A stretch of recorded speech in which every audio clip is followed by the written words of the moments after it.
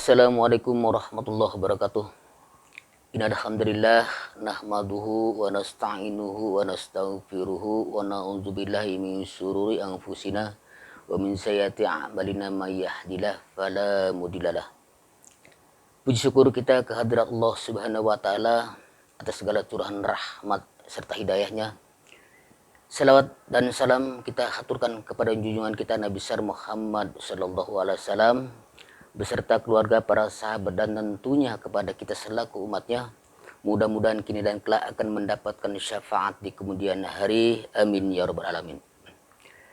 Selamat berjumpa bersama kami di channel Perguruan Barokatul Karomah Hidayatullah. Pada video ini kami akan mengungkap dan mengunggah tentang ilmu karomah. Selain itu juga kami akan mengungkap ilmu karuhun, ilmu para sepuh, ilmu titisan yang dalam hal ini banyak sekali belum dipahami atau belum disadari bahwasanya ilmu itu terkadang mengalir pada diri kita sebagai pewarisnya.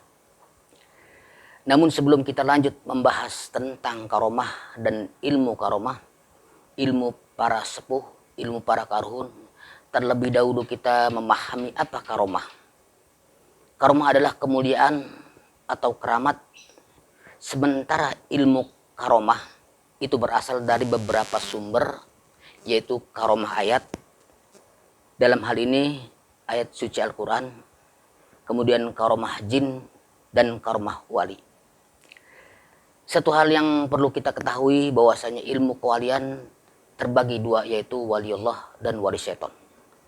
Nah, disinilah kita harus tahu sehingga kita bisa membedakan dari mana sumber ilmu karomah yang kita pelajari, sehingga kita jangan sampai terjerumus oleh tipu dayanya syaitan.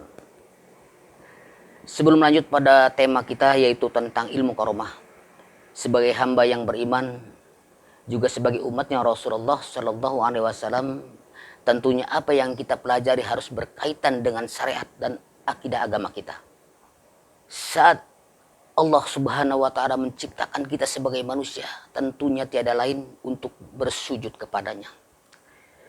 Sebagaimana Allah berfirman, "Wa ma khalaqtul jinna wal insa illa liya'budun." Tidaklah kuciptakan jin dan manusia kecuali hanya untuk bersujud kepadaku. Artinya makhluk Allah yang namanya jin dan manusia diciptakan oleh Allah tak lain hanya untuk bersujud kepadanya. Tentunya kita kalau merasa umatnya Rasulullah SAW, maka apa yang kita lakukan harus sesuai dengan apa yang diajarkan oleh Nabi kita Muhammad SAW, yaitu takwa kepada Allah dengan syariat dan akidah agama. Sebagai manusia yang terlahir ke dunia, sudah pasti dari suku bangsa yang berbeda, dari keturunan yang berbeda, dari nasab yang berbeda. Kita dilahirkan dari orang tua kita, tentunya punya orang tua. Dari orang tua kita semua inilah yang namanya keturunan kita, yaitu nenek moyang kita. Terkadang kakek nenek bercerita turun-temurun pada kita, pada orang tua, hingga sampai kepada kita. Yang ihwalnya siapa leluhur kita, siapa nenek moyang kita. Mungkin seorang syuhada atau aulia yang berjuang di jalan Allah Subhanahu wa Ta'ala. Tetapi hanya itu saja, sebatas apa yang kita ketahui. Karena terputusnya nasab keturunan, sehingga apa yang didapat diketahui sebagai sebatas cerita saja. Terkadang ada juga beberapa orang yang mendapat petunjuk tentang dirinya dari orang yang disebut orang pintar, menurut pandangan batinnya, yang katanya ada pendampingnya, ada yang mengikutnya, keturunan ini, keturunan itu, tapi hanya sebatas itu saja, tanpa bisa menggali apa yang dia lihat menurut pandangan batinnya. Kecuali orang yang disebut orang pintar itu benar-benar telah mendapatkan barokah dan hidayah dari Allah, sehingga bisa mengungkap dan membuka tabir seorang dari apa yang dilihat, baik secara zahir maupun batinnya. Pada kesempatan ini kami mencoba dan mengajak untuk tahu jati diri kita. Karena bagaimanapun ada darah yang mengalir, entah darah itu darah siapa, atau darah para anbiya, aulia, para syuhada, atau orang tua dulu kita yang hidupnya untuk mewujudkan pengabdian kepada Allah Subhanahu wa Ta'ala. melalui ilmu torekol karomah, yaitu torekotul karomah hidayatullah, insya Allah bisa mengungkap siapa sejatinya diri kita. Dan semoga nantinya apabila terbuka nasab keturunan kita, mungkin ada hal yang akan diwariskan kepada kita, ilmu yang bermanfaat bagi Anda khususnya, dan terlebih bagi orang yang membutuhkannya. Ada beberapa ciri-ciri orang yang mewarisi ilmu kesepuhan atau ilmu keturunan. Suatu contoh seperti kepekaan naluri, hijab dohir ataupun hijab batin terbuka. Dan banyak lagi ciri-ciri orang yang memang memiliki kewasilahan ilmu keturunan. Namun hanya sebatas itulah, tanpa ingin tahu bagaimana membuka tabir dirinya, bagaimana mempelajari ilmu nenek moyangnya sehingga dapat memanfaatkan di jalan Allah Subhanahu wa Ta'ala. Dalam hal ini terkadang ada orang yang menyadari atas dirinya suatu hal yang lain, ada keanehan atau sesuatu kelebihan yang orang lain tidak memiliki. Namun karena keterbatasan ilmu, keterbatasan pengetahuan dan tentunya nilai pemahaman, sehingga hal ini semacam itu dianggap biasa, hingga tidak terbuka jati dirinya sampai akhir hidupnya.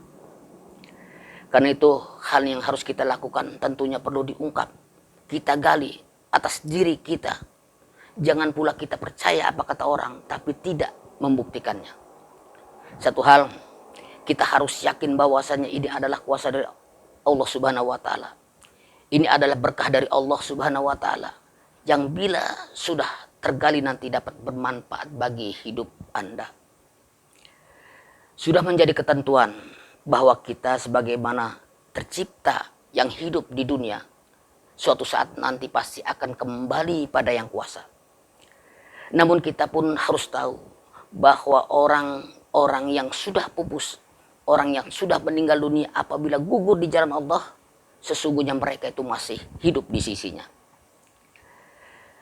Sesuai dalam firman Allah surat Al-Imran ayat 169, wala tahsabanna alladzina qutilu fi sabilillah amwatan bal ahya'u inda rabbihim yurzikun. Janganlah engkau mengira orang yang gugur di jalan Allah itu mati. Bahkan mereka itu hidup di sisi Tuhannya dan mendapatkan rezeki. Kalau kita melihat dan mengkaji ayat di atas, bahwa setiap orang yang berjuang mengabdi di jalan Allah, mereka itu masih hidup, masih ada di dunia ini. Bahkan mereka mendapatkan rezeki atas keberkahan ilmu yang dia pelajari, yang diabdikan di jalan Allah Subhanahu wa Ta'ala. Artinya orang-orang terdahulu atau kakek moyang kita yang berjuang mengabdikan dirinya, kemudian dia meninggal, sudah pasti surga bagiannya. Namun yang harus kita pahami, segala sesuatu mutlak kuasa Allah. Nah, inilah yang disebut karomah atau kemuliaan yang dilimpahkan kepadanya atas apa yang diperbuat. Firman Allah, kulli ruhi min amri rabbi. Katakanlah roh itu urusan Allah. Yang tentunya roh itu yang sudah mati pun, kalau Allah berkehendak kembali, itulah kuasa Allah Subhanahu wa Ta'ala. Karena itu yakinlah bahwa kalau leluhur kita, kakek moyang kita yang dahulu berjuang mengabdikan diri jalan Allah, yang memiliki ilmu yang barokah, sudah pasti masih hidup dan ada, dan memperoleh rezeki dari Allah kepadanya, dan tentunya atas izinnya pula ia mendapatkan, mewariskan sebagai nasab ilmu dan akhlak yang barokah. Amin ya robbal alamin. Demikianlah kajian apa itu karomah, ilmu karomah. Bagi Anda yang ingin bertanya, ingin membuka tabir Anda, silahkan beri komentar dan pertanyaan. Insyaallah kita akan bertemu kembali pada video selanjutnya. Assalamualaikum warahmatullahi wabarakatuh.